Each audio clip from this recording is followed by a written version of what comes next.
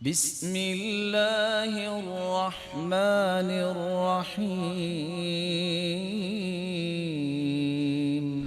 آپ صلی اللہ علیہ وآلہ وسلم کے ایک صحابی نے سوال کیا،